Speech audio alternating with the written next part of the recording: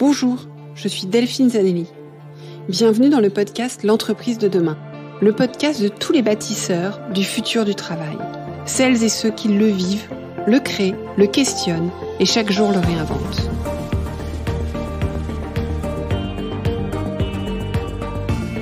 Une entreprise plus vertueuse et soucieuse de son impact social pour une société meilleure.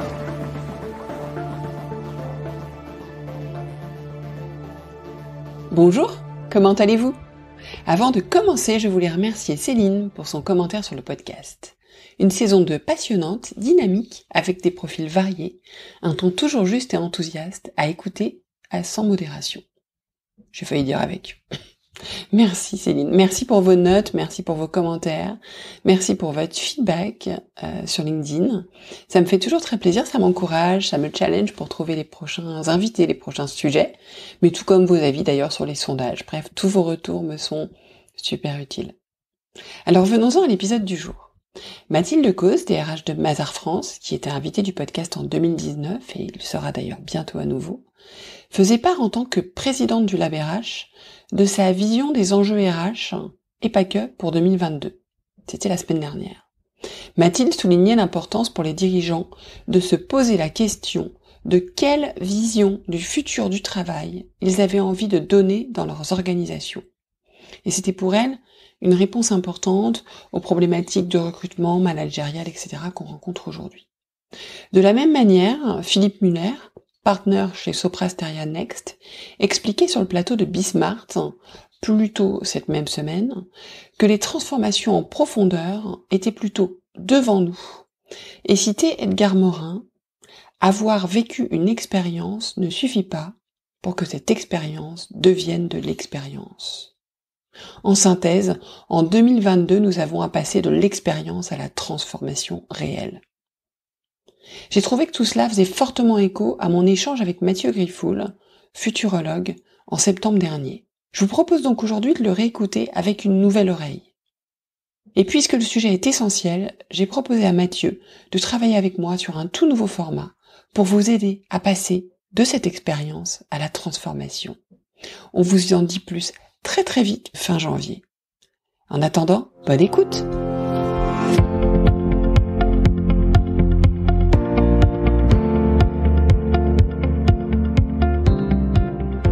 Merci d'avoir répondu présent pour cet épisode du podcast de la rentrée. Un épisode où on va proposer à nos auditeurs de se projeter dans le futur pour éviter de se remettre tout de suite la tête dans le guidon, pour continuer à regarder un petit peu plus loin, profiter de cette énergie des vacances. Alors Mathieu, pour commencer, peut-être que vous pourriez vous présenter pour nous expliquer un petit peu qui vous êtes et quel est votre métier. Oui, j'ai 46 ans, je suis pacsé, papa d'un petit garçon de 5 ans et demi.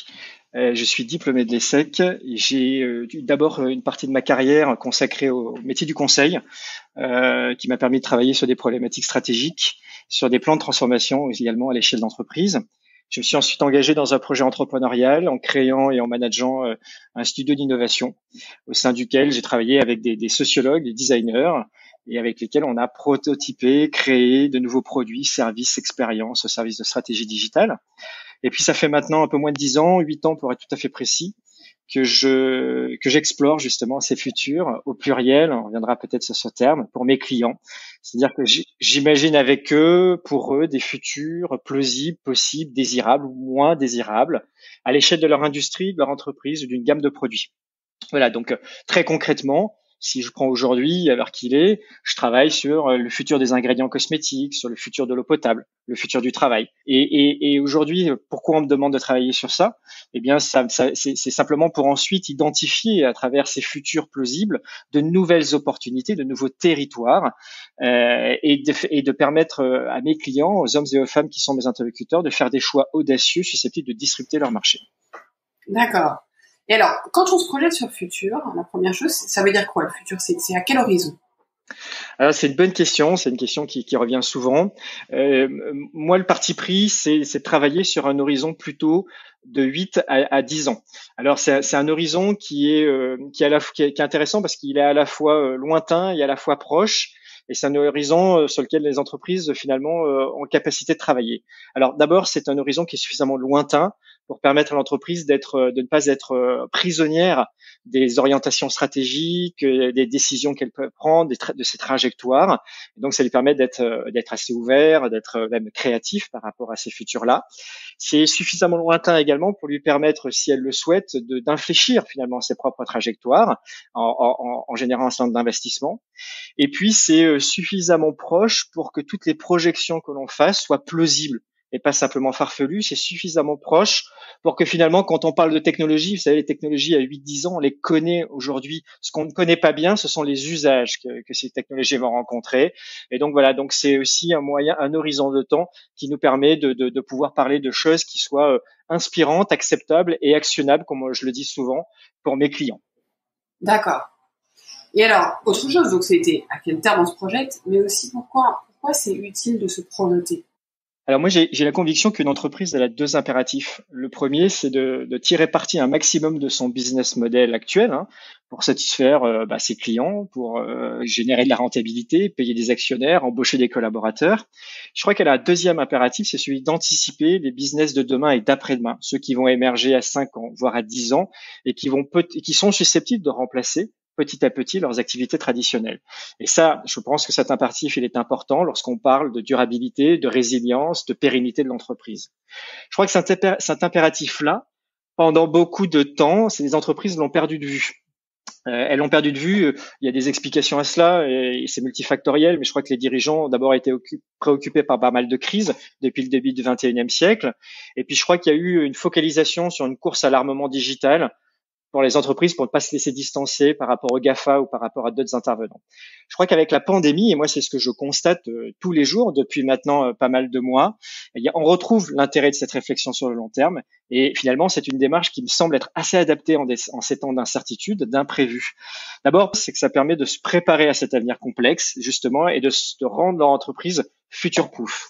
J'ai en tête, pour être tout à fait concret, un client avec lequel j'avais travaillé il y a quelques années. C'était un acteur de l'industrie énergétique, de l'énergie, pardon, et pour lequel on avait imaginé avec mes partenaires un monde post-pandémique.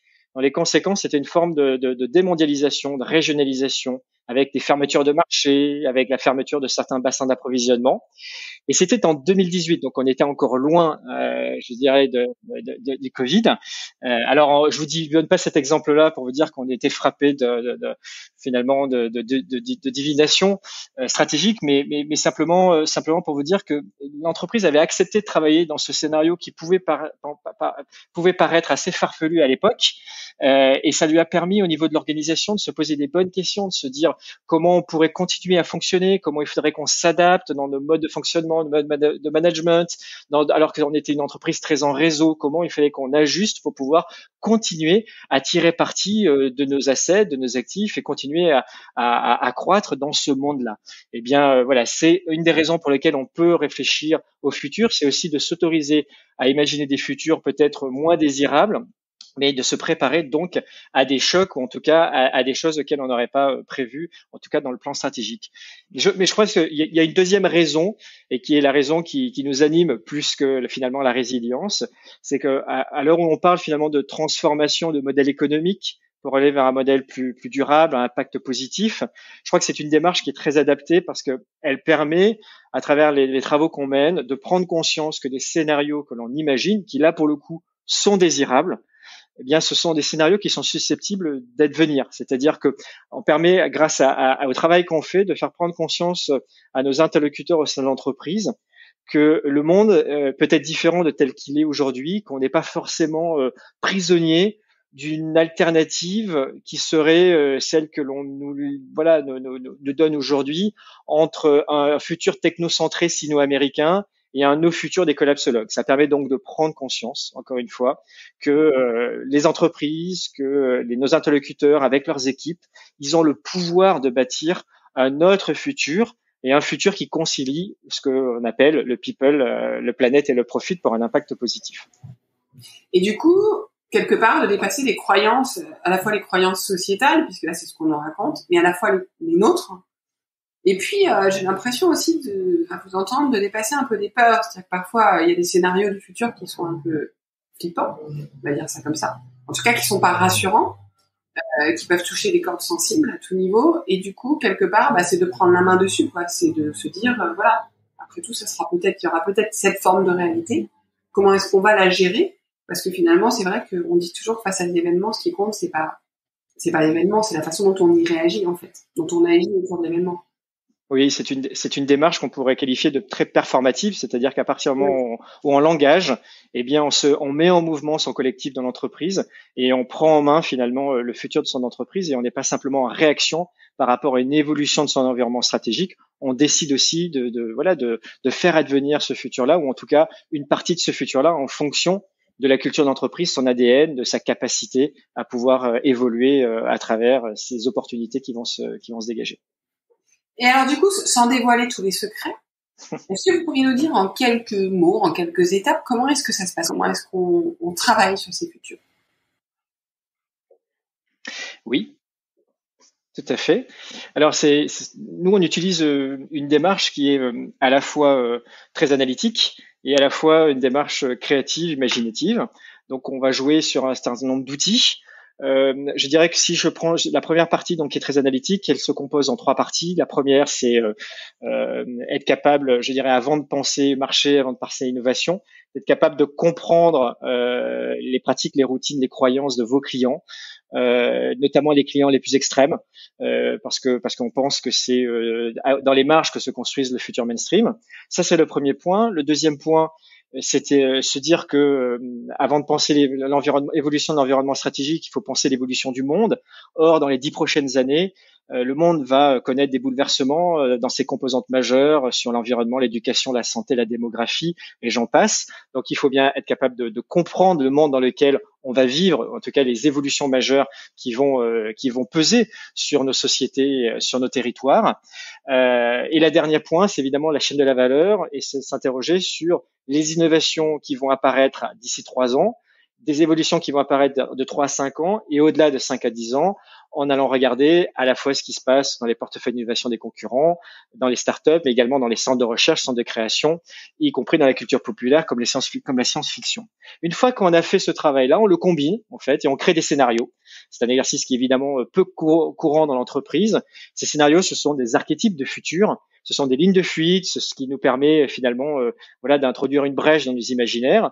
Et ces scénarios-là, ce qui est très important dans la démarche, c'est de les matérialiser. C'est-à-dire qu'on va les visualiser, on va les rendre visuels. On va créer des produits, on va créer des services, on va créer des lieux qui incarnent ces futurs-là et qui permettent à nos interlocuteurs de prendre conscience que ces futurs peuvent tout à fait advenir, que ce ne sont pas simplement des vues de l'esprit. Et ça, on le fait grâce à cette capacité de passer du concept à l'affect par la matérialisation.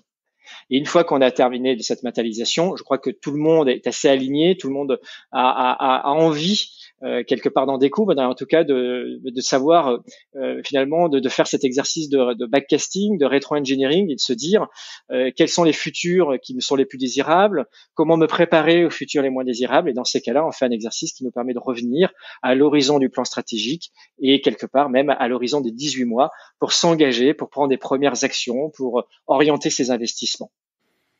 En fait, c'est une visualisation structurée, si j'extrapole. C'est-à-dire qu'en fait, on va construire le futur qu'on imagine. On va lui donner forme pour le visualiser. Oui. Pour le rendre réel, pour quelque part se projeter vraiment dessus. Oui. Et à partir de là, on va détecter comment agir, en fait. Absolument. La visualisation, la matérialisation, elle est importante. On emprunte ça à une approche qui a commencé à être connue et reconnue en France, qui s'appelle le design fiction, le design spéculatif, et effectivement qui vient du monde du design. Donc c'est bien cette notion de matérialisation, cette notion de toucher également, de mieux comprendre non pas par l'intellect mais par l'affect, par les sens, par les émotions. Et je crois que quand on s'adresse à un comité de direction, quand on s'adresse à un collectif plus large, le fait de passer par ces matérialisations, par cette visualisation, effectivement, ça permet de lever un certain nombre de doutes sur la démarche, de lever les certitudes justement que l'on avait jusqu'à présent sur l'évolution de son environnement stratégique et d'aligner ce collectif sur ce que le futur pourrait être, en tout cas tel qu'il pourrait être différemment. Et c'est vraiment, je crois, un élément clé Souvent, les entreprises aimeraient bien juste s'arrêter quand on s'adresse à un comité de direction ou à une direction générale, finalement simplement au scénario, en disant c'est bon, j'ai mes 3-5 scénarios. Et nous, on pousse beaucoup à aller le cran plus loin parce que c'est vraiment ça qui permet d'enclencher une action et un mouvement au sein de l'entreprise. Oui, mais c'est des choses qui sont assez connues dans d'autres démarches, hein, même dans des démarches plus de développement personnel. Mmh. Puisque, en fait, tant qu'on n'a pas projeté, tant qu'on n'a pas concrétisé, on comprend pas comment agir. Donc, ça me paraît assez cohérent, effectivement, de donner corps à ça, surtout que. Et globalement, est-ce que vous avez assez de recul pour voir si les futurs sur lesquels vous avez pu travailler ces dernières années, voilà, les premières actions qui ont été mises en œuvre ont permis de faire évoluer l'entreprise dans le bon sens ou... Oui, je me souviens d'avoir travaillé il y a quelques années avec un acteur de l'assurance sur le futur de l'assurance automobile qui n'avait pas engagé des actions tout de suite concrètes à l'issue de la mission, mais qui finalement récemment, quand je l'ai recroisé il y a 2 ans, me disait que c'était toujours autant d'actualité et cette fois-ci s'engager à travers son nouveau plan stratégique dans ces directions-là. Donc c'est plutôt positif, ça veut donc dire qu'il y a des actions, il y a quelque chose qui se passe, il y a un mouvement. Je crois que c'est ça le plus important. Voilà, et récemment dans le domaine de l'agroalimentaire, travailler également sur le futur de l'eau potable, avec des acteurs qui se focalisaient évidemment sur l'eau embouteillée ou sur des systèmes de filtration. Où là on a vu qu'il y avait des actions concrètes au niveau stratégique pour aller investiguer, explorer d'autres territoires d'opportunité au niveau marketing, au niveau stratégique. Et j'espère que ça débouchera évidemment sur de nouveaux produits, de nouveaux services et peut-être nouveau repositionnement de l'entreprise par rapport à un futur que l'on souhaite à impact évidemment positif. Non mais c'est intéressant parce que je pense que ça nous permet aussi de sortir d'une attitude parfois un peu bloquée. Enfin voilà, en ce moment avec le flot d'incertitudes, les choses qui changent tout le temps, on peut assez vite se retrouver entre guillemets dans l'inaction. Alors je parle pas de l'inaction à court terme parce que dans ces cas-là on suragit, mais on suragit sur le court terme, mais finalement on agit peu à profit du long terme. Donc j'y vois une vertu à nous emmener sur une destination sur laquelle on va décider d'agir et du coup à pas nous laisser prendre dans la tempête du court terme et à essayer aussi de poser des jalons à plus long terme, voire de faire du tri dans nos actions, puisque parfois aussi quand on est un petit peu bloqué un peu dans l'incertitude, on suragit, on fait beaucoup de choses, mais finalement on fait sans doute beaucoup de choses pas très utiles pour le futur en fait. Donc ça permet aussi, j'imagine, de pouvoir avoir ce filtre et ce regard. C'est très intéressant, Delphine, ce que vous dites, parce que il y a pas forcément en France ou en Europe, mais si on regarde comment fonctionne en Chine un certain nombre d'entreprises ou même le gouvernement, quand on regarde d'ailleurs ce qui a fait les succès des GAFA, on s'aperçoit qu'ils savent jouer sur les 2 horizons, c'est-à-dire parfaitement bien, c'est-à-dire à la fois le long terme, avoir une vision, savoir où on a envie d'aller, raconter une histoire également, un imaginaire et le partager à ses collaborateurs, ses actionnaires et ses clients, et une grande capacité d'action, je dirais, et de mise en mouvement très concrètement à très court terme. Et ils arrivent à jouer sur ces 2 horizons-là. Et finalement, le plan stratégique, auquel nous on croit énormément, notamment en Europe et en France, ce sont des outils qu'ils utilisent assez peu finalement ces acteurs-là. Or, c'est aujourd'hui finalement des leaders. Ça doit nous dire aussi quelque chose sur le bien fondé de cette capacité à travailler à la fois sur le très court terme, la capacité de réaction, la mobilisation, l'agilité dont on parle dans les entreprises, et cette capacité à long terme pour avoir encore une fois une vision et être capable de la partager plus globalement. Ah, effectivement. Eh ben, merci beaucoup, Mathieu. Merci Delphine. Merci pour votre écoute. J'espère que l'épisode vous a plu. Faites-le moi savoir en laissant des étoiles et des commentaires sur Apple Podcasts. Cela me permet de le faire connaître, le podcast, et m'encourage à le poursuivre. Rejoignez-moi également sur le groupe LinkedIn L'entreprise de demain pour échanger avec d'autres auditeurs, proposer des invités.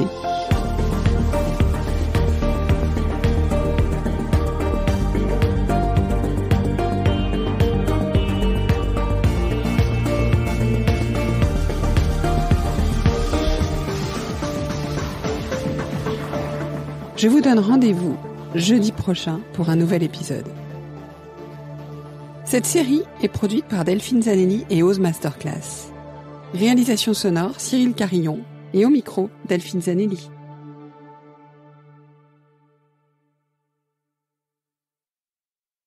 Merci pour votre écoute. J'espère que l'épisode vous a plu. Faites-le moi savoir en laissant des étoiles et des commentaires sur Apple Podcast. Cela me permet de le faire connaître, le podcast, et m'encourage à le poursuivre. Rejoignez-moi également sur le groupe LinkedIn L'Entreprise de demain pour échanger avec d'autres auditeurs, proposer des invités.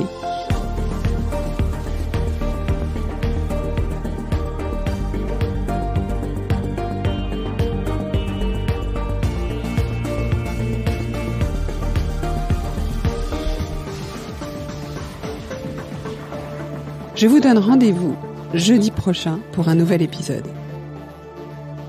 Cette série est produite par Delphine Zanelli et Ose Masterclass.